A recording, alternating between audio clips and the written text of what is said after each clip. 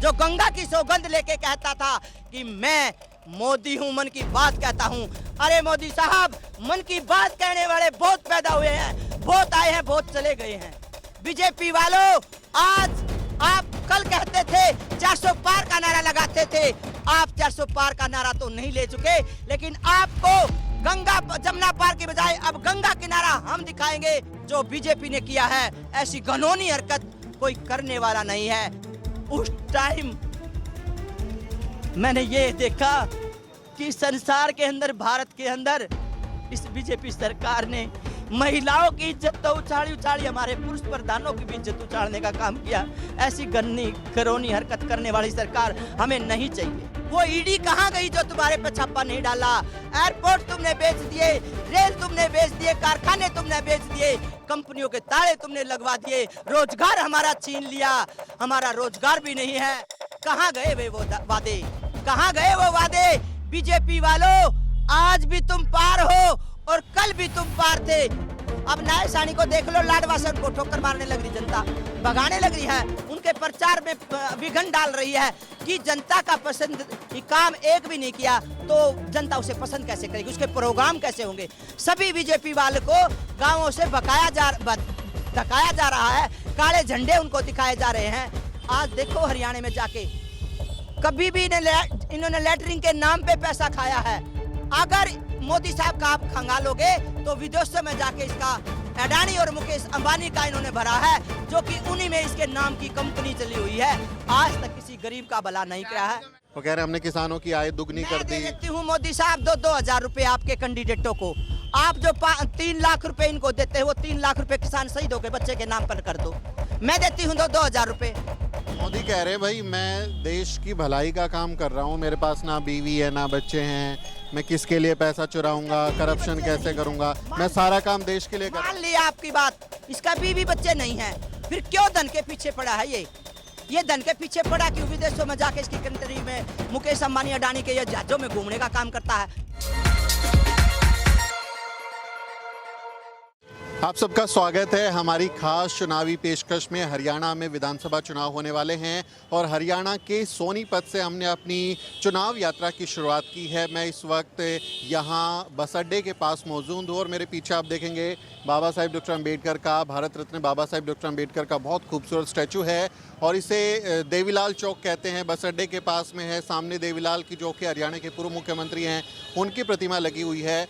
और हरियाणा में इस बार क्या होने वाला है, जनता क्या सोच रही है, सीधे जनता के मन की बात जानने के लिए हम ग्राउंड जीरो पर पहुंचे हैं। सोनीपत की अगर मैं बात करूं तो यहाँ सुरेंद्र पवार जो कि सिटिंग विधायक हैं, उन्हीं को इस बार कांग्रेस ने अपना उम्मीदवार बनाया है, जबकि बीजेपी ने कविता जैन जो कि यहाँ 2 बार से विधायक थे, उनका टिकट काट कर निखिल मदान को अपना प्रत्याशी बनाया है, जो सोनीपत के मेयर थे और 2 महीने पहले ही कांग्रेस में शामिल हुए थे। सोनीपत को कांग्रेस का एक तरीके का माना जाता है कि उसकी बढ़त है, लेकिन इस बार स्थिति बदल रही है।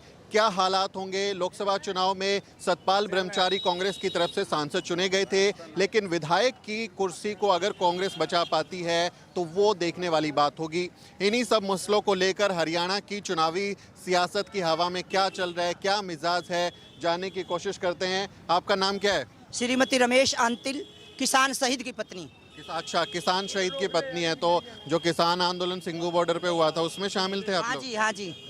हमारे पति 2021 में 3 फरवरी को शहीद हुए थे और आज तक हमारे को बीजेपी ने हमारी आज तक कोई सुध नहीं ली है। हम एक मजदूर किसान हैं। जो किसान हितैषी होता है वो किसानों की सुनता है। बीजेपी सरकार ने आज तक हमारी आवाज़ को बुलंद नहीं किया और ना ही हमारे बच्चों की कोई सुध ली। हमारे 750 किसान शहीद हो चुके हैं, आज तक दर दर की ठोकर खाई है। हमारी शहादत व्यर्थ नहीं जाएगी। हमारे राहुल गांधी जी, हमारे हुड्डा साहब, हमारे दीपेंद्र भाई साहब और हमारा जय भगवान अंतिल जो हमारा टिकट का कैंडिडेट है, उसको भारी बहुमतों से जिताएंगे। और सोनीपत से हमारा सुरेंद्र भाई है, सुरेंद्र पवार जी, उनकी बेटे की बहू प्रत्याशी बनाई गई है, उनको ही विजयी बनाएंगे। आज जो बीजेपी ने किया है, ऐसी घिनौनी हरकत कोई करने वाला नहीं है। सरपंच इन्होंने पीटे, मास्टर इन्होंने पीटे, आंगनवाड़ी वर्कर इन्होंने पीटे, किसान मजदूर इन्होंने पीटे, फौजियों पे लाठीचार्ज इन्होंने की, पुलवामा हंगामा हुआ, वो फौजियों को मरवाया गया था। तो मैं बताना चाहती हूँ बीजेपी वालों, आज आप कल कहते थे 400 पार का नारा लगाते थे, आप 400 पार का नारा तो नहीं ले चुके, लेकिन आपको गंगा जमुना पार की बजाय अब गंगा किनारा हम दिखाएंगे। जो गंगा की सौगंध लेके कहता था कि मैं मोदी हूं, मन की बात कहता हूं। अरे मोदी साहब, मन की बात कहने वाले बहुत पैदा हुए हैं, बहुत आए हैं, बहुत चले गए हैं, लेकिन जो कांग्रेस ने इतिहास रखा है वो इतिहास रचने वाला कोई है नहीं। कांग्रेस से इतना प्यार और बीजेपी पे इतना गुस्सा क्यों? हमारे राहुल गांधी ने हमारे को आशीर्वाद दे के ये कहा था, ऐ मेरे भोले किसानों, तुम्हारे जो शहादत दी है वो शहादत तुम्हारी व्यर्थ नहीं जाने दूंगा। मैं संसद के अंदर उन्होंने पुकारा, और जब भी संसद में पहली बार गए तो उन्होंने एक ही बात उठाई थी, किसानों की जो शहादत गई है उन किसानों को शहीद का दर्जा दिलाने का काम हमारे राहुल गांधी जी करेंगे, हमारे हुड्डा साहब करेंगे, हमारे दीपेंद्र भाई साहब करेंगे, हमारे जय भगवान अंतिल साहब करेंगे। आपके सोनीपत में हम खड़े हैं, अगर राष्ट्रीय मुद्दों को छोड़ के सोनीपत की बात करें तो आपका विधायक यहाँ सुरेंद्र पवार ईडी ने गिरफ्तार कर लिया, भ्रष्टाचार के आरोप हैं, जेल में है। ऐसा आदमी, हम जेल से डरने वाले हैं नहीं, जेल हमारा घर है। ईडी तो उसका बहाना लेती है, ईडी डराने का काम करती है। मोदी ने ईडी आता है, ईडीओ का छप्पा गिराना आता है। अरे अपने अंदर झांक के देख, कोरोना काल में हमारे देशवासियों ने, पूरे भारत ने इतना पैसा दिया था, वो पैसा कहाँ गया? वो ईडी कहाँ गई जो तुम्हारे पे छापा नहीं डाला? एयरपोर्ट तुमने बेच दिए, रेल तुमने बेच दिए, कारखाने तुमने बेच दिए, कंपनियों के ताले तुमने लगवा दिए, रोजगार हमारा छीन लिया। हमारा रोजगार भी नहीं है, अनपढ़ाई रही है, शिक्षा के नाम पे, जल बचाओ अभियान के नाम पे, सफाई अभियान पे करोड़ों अरबों इन्होंने लूटा है। कहाँ गए वे वो वादे? कहाँ गए वो वादे? बीजेपी वालों, आज भी तुम पार हो और कल भी तुम पार थे, और 36 बिरादरी का आंकड़ा है। कांग्रेस आएगी, बीजेपी 12 पत्थर बाहर जाएगी। ये आप चूंकि कांग्रेस समर्थक हैं इसलिए बहुत जोर लगाकर बात कर रहे हैं। नहीं। जनता क्या कह रही है? जनता की तो बात देखनी पड़ेगी ना, कि जनता की आवाज, ये जनता खड़ी है, पूछ लो। आपका क्या नाम है? मैं कृष्ण सैनी हूँ जी। कृष्ण सैनी, आप बता रहे थे कि आप ऑटो यूनियन के प्रेसिडेंट हैं, तो आपके ऑटो में क्या, ऑटो ड्राइवर क्या उनके दिमाग में चल रहा है, कौन पसंद आ रहा है? ऐसा जी, पसंद यही आ रहा है कि हमने बीजेपी को 15 साल दिया, लेकिन यहाँ सुविधा नहीं हुई ऑटो वालों की। 10 साल रही सरकार उनकी। हाँ, तो यहाँ पे ऑटो स्टैंड अब तक नहीं हुआ, और मैं ये चाहता था कि भाई ऑटो स्टैंड मिले। हमने वेटिंग करी है, उसके लिए हम इंतज़ार करते रहे, लेकिन हमारे को नहीं मिला। अब की बार हमारे को ऑटो स्टैंड मिलेगा और हम कांग्रेस की वोट देंगे। तो यहाँ से कांग्रेस का विधायक है सुरेंद्र पवार, उसके पास कभी गए नहीं कि भाई हमको जगह दो, ऑटो स्टैंड बनाओ हमारा? ऐसा जी, इस इलेक्शन के बाद हमें ज़रूर मिलेगा, हमारे को बोल के भी जा रहे हैं, और हमें भी पता है कि जी मिलेगा। अब हमारे को तसल्ली है दिल की कि मिलेगा। ऑटो स्टैंड के नाम पे आप वोट दे रहे हो कि हमको ऑटो स्टैंड मिल जाएगा तो हम कांग्रेस को वोट ऑटो करेंगे? स्टैंड नहीं, ये लॉकडाउन लग गया था, यहाँ से जो पब्लिक थी वो चली गई थी, हम बेरोजगार हो गए थे, यहाँ पे कुछ सवारियाँ भी नहीं रही थी, फिर भी हमने किस्तें भी भरी है, उनके ब्याज भी लगे हैं ऑटो वालों पे, क्योंकि हम गाड़ियाँ लेते हैं। आज पहले 1,60,000 रुपये की गाड़ी थी, अब 3.5 लाख की गाड़ी है। बड़ी गाड़ी लोगे 5.5 लाख रुपए की है, उनकी किस्तें 12-12 हज़ार रुपये हमने भरी है जी। और अब की बार हम ये चाहते हैं कि जी हमारे को कांग्रेस से देगी स्टैंड। और ये मनोहर लाल खट्टर यहाँ के मुख्यमंत्री थे 9.5 साल, वो कैसा आदमी था, कैसा काम कर रहा था? ऐसा जी, वे तो बस जब जाते थे यात्रा पर और नीचे उतर के पब्लिक से बात भी नहीं करते थे। मैं खुद कहता हूँ, मैं बालगढ़ में ही खड़ा था, बालगढ़ में आ गए थे, लेकिन कोई पब्लिक से उन्होंने बात नहीं करी। अच्छा, रैली करके चले गए? चले गए। रैली क्या हुई जी? किसी से बातचीत नहीं करी है, मैं वहीं मौजूद था जी। लोग कहते हैं कि मनोहर लाल खट्टर जनता का मुख्यमंत्री नहीं था, जनता से बात ही नहीं करते थे, दरवाजा बंद रहता था। बिल्कुल जी, ये बिल्कुल जायज़ बात है। मैं बालगढ़ में मौजूद था, तारीख भी मुझे याद है और लिखी हुई है, कोई जनता से बात नहीं हुई और चले जाते थे। ये खट्टर साहब कैसा आदमी थे भाई? वो 9.5 साल मुख्यमंत्री रहे, फिर बदल दिया, आखिरी 6 महीने नायब सिंह सैनी को ले आए। खट्टर के टाइम में ही तो किसान शहीद हुए थे। ऐसे कोई चीज बदलने से या नाम बदलने से या गांव का कोई स्टेचू बदलने से कोई बात नहीं बनती। अगर खट्टर साहब अच्छे होते तो बदलने की नौबत ना आती और नायब सैनी बनने के बाद कुछ अच्छा किया होता। हमारे से भी, मैं भी मिली थी, ये नहीं है भाई कोई मेरा भाई कांग्रेस का थप्पा लग गया या एक बंदा कोई ऐसा हो गया कि कांग्रेस, लेकिन कांग्रेस तब मन में आई है तब हमारा आशीर्वाद देने का काम हमारे भूपेंद्र सिंह हुड्डा ने किया है और हमारे राहुल गांधी जी ने किया है, हमारे कैंडिडेट जय भगवान अंतिल ने किया है। जब किसी ने किसी की कोई सुध नहीं लेगा। सोनीपत का हाल जब बीजेपी आई है, जब से आज तक, जब विपक्ष एमएलए बन जाता है तो उसको ग्रांट नहीं दी जाती, तो उस एमएलए की गलती क्या है, वो कहां से लगाएगा। सोनीपत के जनता कहती है कि भी पानी भर गया। अरे पानी भर गया तो ग्रांट देने वाला तो नहीं दे रहा ना, बीजेपी की सरकार था, विपक्ष का नेता था। तो खट्टर साहब ने आज तक बुढ़ापा पेंशन में भी घंगाली की है। इन्होंने कैंसर के मरीजों का कहा कि उनकी पेंशन देंगे, वो कैंसर के मरीजों की पेंशन भी आज तक नहीं आई है। बच्चों की गरीब बच्चे थे सरकारी स्कूल में जो बच्चे पढ़ते थे उनको 800 रुपये तक उनके कपड़े किताब के मिलते थे, ड्रेस के मिलते थे, वो भी आज तक किसी बच्चे को नहीं मिल लिए हैं। तो बताओ खट्टर ने क्या किया और नायब सैनी ने क्या किया। खट्टर के मुकाबले नायब सिंह सैनी को तो बहुत कम समय मिला, 6 महीने मुख्यमंत्री रहे। कैसा काम करे सैनी, कैसा काम करे? 1 इंच भी उन्होंने कोई अच्छा काम नहीं किया। अगर 1 इंच भी अच्छा काम किया होता तो पूरा देश उनके साथ होता।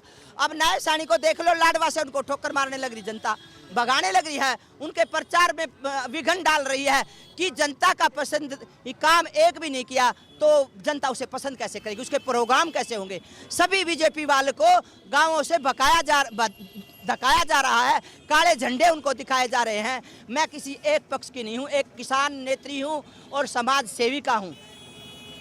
कोई धब्बा तो तब लगा है, तब मैंने मेरे दर्द निकला बाहर जब मेरे पति मेरे सिर का छाया नहीं रहा, तो मैंने बीजेपी को तब गाली देनी शुरू करी। बीजेपी गंदी नहीं है, बीजेपी में लोग गंदे आ गए हैं। उस कारण यह है, बेटियों के कितने रेप हुए हैं, इन्होंने थालियां बजाई हैं, चमचे बजाए हैं, दिए जलाए हैं। इन्होंने कहीं भी 5 मिनट का मौन, 5 मिनट का मौन अगर इन्होंने रखा होता तो देश का इतिहास रचा होता। लेकिन नहीं, किसान मजदूर जमीनी स्तर के हैं जो अपने बच्चों की फीस तक नहीं भर रहे जा रही है।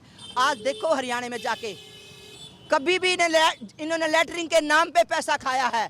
हरिद्वार की सफाई के कारण स्वच्छता अभियान पे इन्होंने पैसा खाया है। इन्होंने तो देश को लूटने का काम किया है, ना कि इन्होंने किसी का कोई फायदा पाया।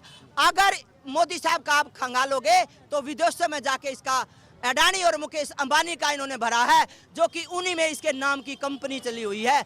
आज तक किसी गरीब का भला नहीं किया है। आपका क्या नाम है? क्या नाम बताया? सुरेंद्र पवार। ये बताइए आपकी कौन सी सीट है? सोनीपत के ही रहने वाले हैं, बाहर के? सोनीपत में कांग्रेस का चल रहा है, बीजेपी का किसका चल रहा है? अभी कुछ नहीं कह सकते भाई साहब, अभी कुछ नहीं कह सकते। जब वोट मांगने आएंगे तो माहौल बदलेगा। आपको कौन पसंद है? हम कहते हैं ये सुरेंद्र पवार पसंद है। कांग्रेस वाला? हाँ। पर वो तो जेल में है, वो गिरफ्तार कर लिया उसको ईडी ने। क्या कह रहे थे? कह रहा था, एक बुढ़ा कह रहा था, कह रहा वो घोटाला कर दिया इन्हें। वो ईडी का छापा पड़ा ना, जेल में चला गया सुरेंद्र पवार, जेल से ही चल रहा है मामला। अच्छा। वो कह रहे भ्रष्टाचारी है, करप्शन करता है।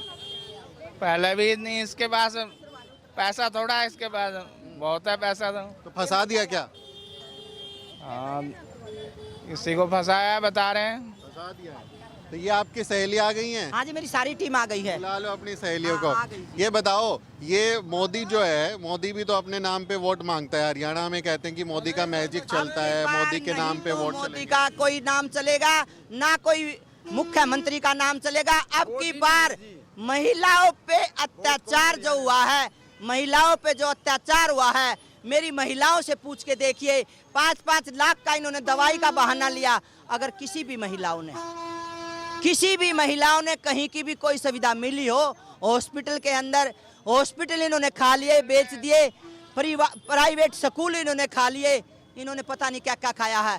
आगे खाना हमने चाहता है, लेकिन हम खाने में आएंगे नहीं। और किसानों की आप बात कर रहे हैं, वो किसानों को किसान निधि दे रहे, 2-2 हजार रुपए अकाउंट में डाल रहे।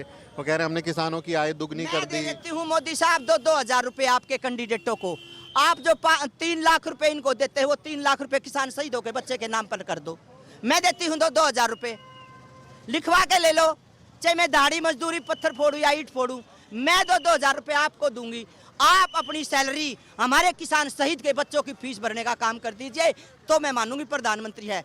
ये ऐसे जुमलेबाजी करने से कोई बदलाव नहीं आता। मोदी साहब, मैं क्षमा चाहती हूँ आपसे, मेरे बाप तुल्य हो आप, लेकिन आज मेरे सीने में दर्द है। एक किसान शहीद की पत्नी आपको पुकार रही है। पूरे 3 साल हो गए, आज तक हमारा मुआवजे की 1 इंच भी कोई कलम रख के नहीं आया हो, 1 पैसा हमारे को देने आया हो, हमारे बच्चों की सुध ली हो, हमारे बच्चों की फीस भरी हो, हमारा कुछ भी किया हो, तो मोदी साहब आपके साथ थे। मोदी कह रहे हैं भाई मैं देश की भलाई का काम कर रहा हूँ, मेरे पास ना बीवी है ना बच्चे हैं, मैं किसके लिए पैसा चुराऊंगा, करप्शन कैसे करूंगा, मैं सारा काम देश के लिए कर रहा मान लिया आपकी बात, इसका बीवी बच्चे नहीं है, फिर क्यों धन के पीछे पड़ा है?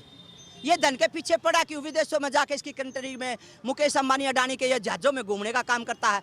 मनमोहन जी प्रधानमंत्री से देश की इकोनॉमिक को बढ़ावा दिया था, ना कि घटाने का काम नहीं किया। वो भी तो एक प्रधानमंत्री था और ये भी एक देश का प्रधानमंत्री है। कुछ अच्छा लगता है प्रधानमंत्री है, अभाषा शब्द मैं यूज नहीं करना चाहती, लेकिन जो मनमोहन जी थे इकोनॉमिक को बिल्कुल बढ़ावा देके गए थे। आज हमारा भारत देश कर्जवान हो चुका है।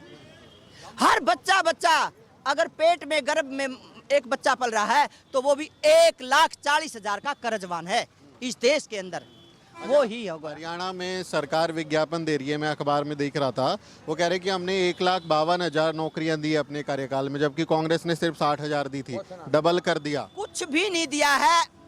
कोई मेहनत करने वाला बच्चा था, इक्का दुक्का लग गया होगा, नहीं तो मेरे गांव की स्थिति बताती हूँ, खुद अपनी बीती बताती हूँ। मेरे बच्चों ने 500, 400, 80% नंबर ले रखे हैं। 560, 570 MBBS नीट की तैयारियों में बच्चों ने ऐसा किया है, वो 40 लाख में सीट बेची गई थी। क्या एक गरीब का बच्चा डॉक्टर नहीं बन सकता? आज डॉक्टर भी सुरक्षित नहीं है। कर्नाटका में देखो डॉक्टर के साथ क्या हुआ, उस डॉक्टरनी के साथ कहाँ गए इनके वे वादे। मणिपुर कांड में देखो क्या जाके हुआ है। अभी फिलहाल की घटना थी कन्नौज में, जाके देखो क्या हुआ है। अभी फिलहाल एक रेल में एक बूढ़े को पीटा गया था, कहाँ है इनकी सरकार? अभी पुलिस वाले को, अभी मैं आपको दिखा सकती हूँ, एक कैंडिडेट वो थी, एक कार्यकर्ता बीजेपी की, उन्होंने पुलिस वाले को ऐसी धमकी दी, उन्होंने अपने कपड़े तक फाड़ दिए और वो कह रही कपड़े मैं अभी तुम्हारे कपड़े उतराती हूँ। धमकी से वोट मिलती है क्या? कहीं धमकी से वोट मिलती है क्या? इन्होंने कहा कि उन्होंने बेचारे ने खुद, पुलिस वाले ने अपनी ड्रेस उतार दी कि तुम क्या उतारोगे मेरी ड्रेस को, मैं ड्रेस खुद उतारने का काम करता हूँ। उन्होंने खुद ड्रेस उतारी, जब वो अपनी लाज को भी उतारने चला, उस टाइम मैंने ये देखा कि संसार के अंदर, भारत के अंदर इस बीजेपी सरकार ने महिलाओं की इज्जत तो उछाली हमारे पुरुष प्रधानों की भी इज्जत उछालने का काम किया। ऐसी घरोनी हरकत करने वाली सरकार हमें नहीं चाहिए। हमें चाहिए सिर्फ कांग्रेस सरकार, जो हमारा कांग्रेस का भी कांग्रेस सरकार गरीबों की कुछ सुनती है, हमारी जो सुनेगा हम उसी के साथ हैं। कांग्रेस के अलावा यहाँ आम आदमी पार्टी है, दुष्यंत चौटाला है, उसने जेजेपी पार्टी बनाई है, चौटाला क्या INLD है, वो दूसरी पार्टियां जो है उनमें कोई अच्छा यहाँ किसी का भी कोई बावजूद नहीं है, मौजूद कोई भी यहाँ है नहीं है। यहाँ है हरियाणा के अंदर तो सिर्फ कांग्रेस। ये बताओ, ये जो चौटाला का पोता है दुष्यंत चौटाला, वो भी अभी चुनाव लड़ रहा है। पिछली बार तो 10 सीट आई थी। आम आदमी पार्टी भी चुनाव लड़ रही है, BSP भी चुनाव लड़ रही है। उनमें से कोई अच्छा लगता है कि नहीं? हाँ जी, उनका कोई जोर है कि नहीं है? कुछ जोर नहीं है जी, यहाँ कांग्रेस का जोर है। यहाँ एक मिनट, यहाँ जी यहाँ है कांग्रेस का जोर, और कांग्रेस 100 के 100 कांग्रेस आएगी पूरे हरियाणा के अंदर।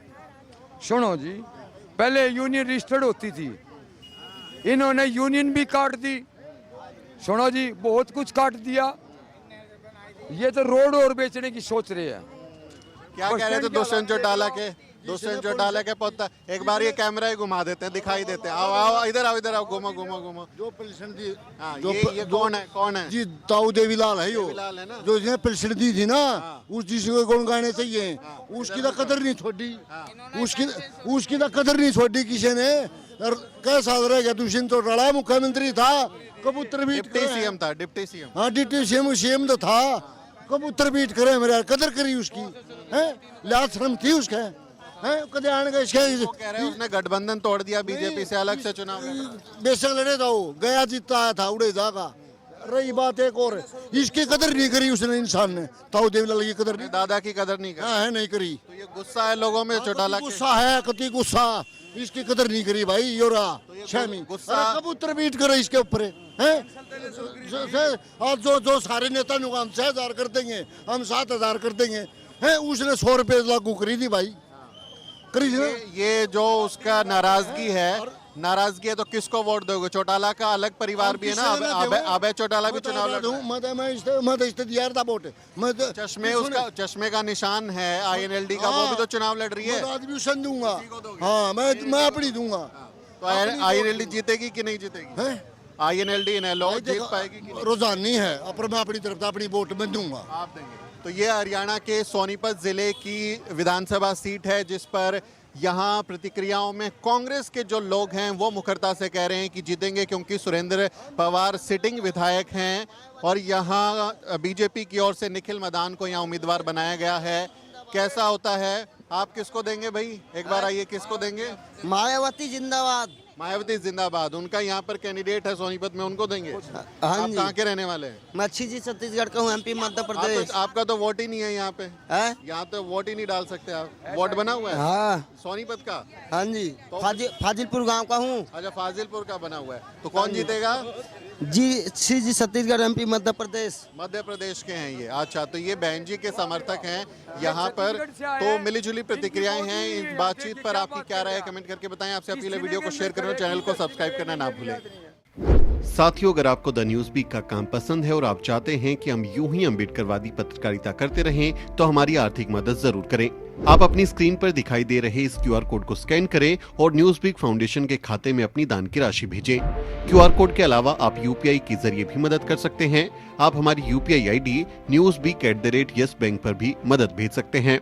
इसके अलावा आप हमारे अकाउंट में भी मदद भेज सकते हैं। खाते का नाम है Newsweek foundation, account number है 02358800000640।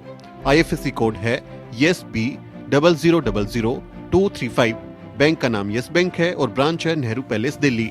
आप डोनेशन के एवज में इनकम टैक्स में भी छूट पा सकते हैं। डोनेशन की रसीद पाने के लिए ट्रांजैक्शन का स्क्रीनशॉट हमें भेजें। टाइप करें डोनेशन स्पेस आपका नाम और हमें 8595794224 पर व्हाट्सएप करें।